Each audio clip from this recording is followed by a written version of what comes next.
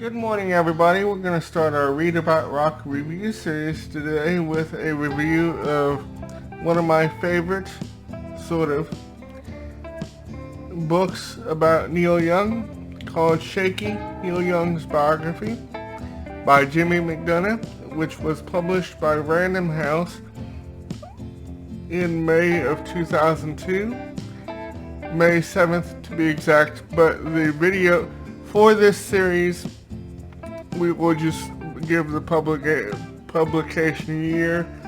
For example, I'll just say May 2002 rather than just give the exact date. As I said, this is one of my favorite books about Neil Young, sort of, and I'll get to that in a little bit. It basically traces Neil's whole entire career up to I believe 2000. The last album that it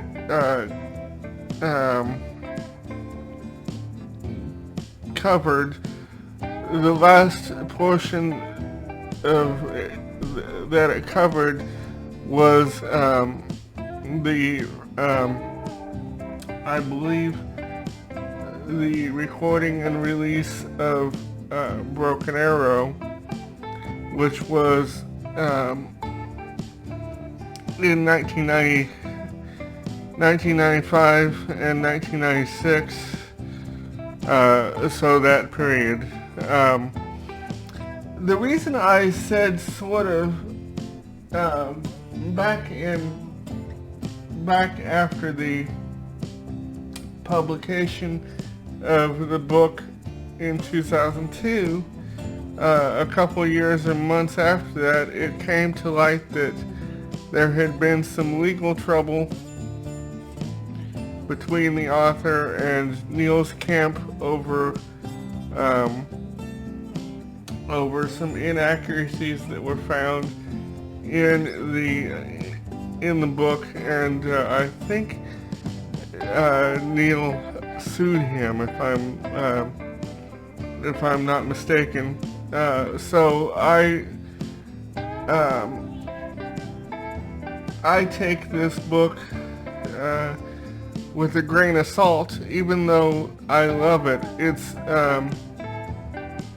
basically accurate. The way the book is laid out is that it is one giant long interview with all the participants, and they all get recognized, or they all get recognized in the text, like if between who's talking, it's always noted in the text, but it's laid out like one giant interview, which is one of the parts, one of the points in the book that I do like. I like that style of writing biographies. Actually, that was Neil's biography was one of the first books I believe that I had read like that, to where it's basically laid out like an interview. And actually, in the notes at the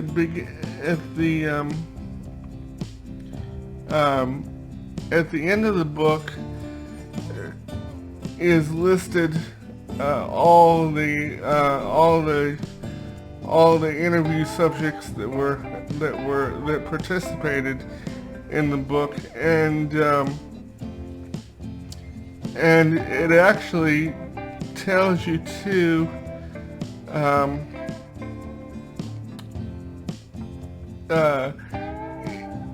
what years they were interviewed. For example,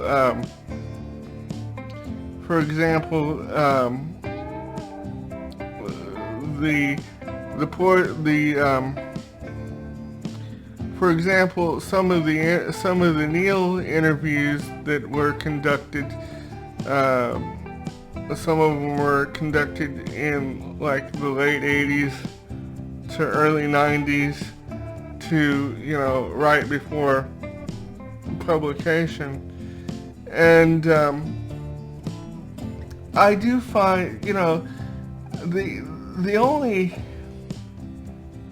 the only the only thing. Well, I guess this is not really a comment on the book. I had seen an interview with Jimmy McDonough some years ago after I'd read the book, and he just came off as rather arrogant, and so I do not I didn't care for him as a person. I just love his writing, and and like I said, the majority of the book, like I said, it is my favorite book because it goes into a lot of detail, and I remember being so excited when it came out, and because the only thing, the only person that did not,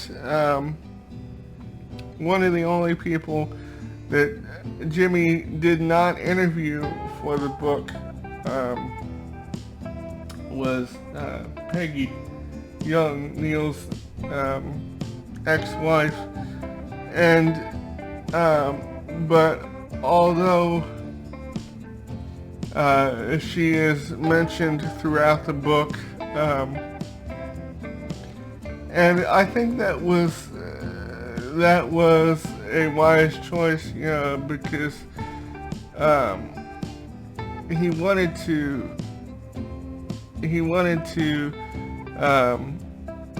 keep Peggy's life.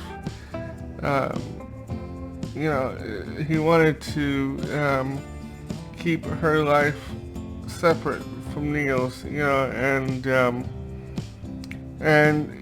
of course, another subject that was not interviewed was Ben Young, of course. But one of my favorite quotes of the book is something that the author had commented on. I believe this came at the beginning of the book, when he was talking about being backstage, and he said when they were talking about Benny, he said spend a little time around Ben Young and you won't forget it, which is true, because as you know,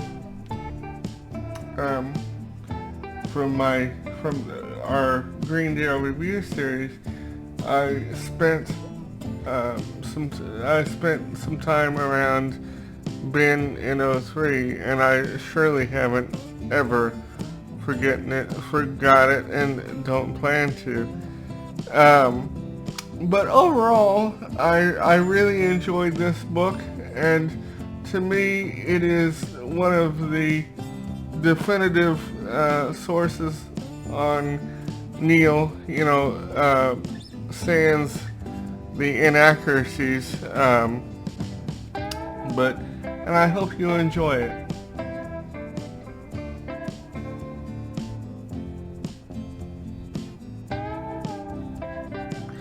I wanted to add something really quick.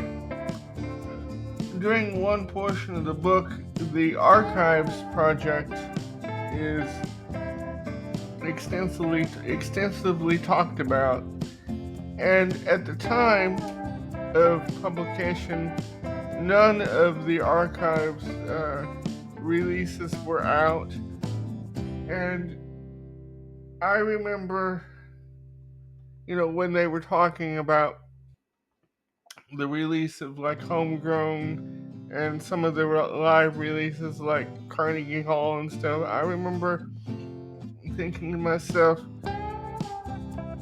how cool it would be to hear those.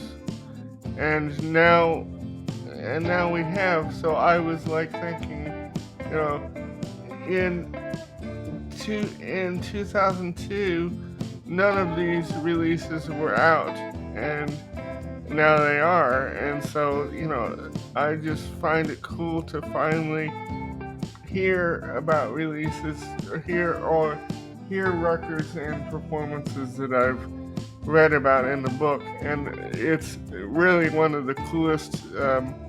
One of my favorite portions of the book is when the archives were discussed.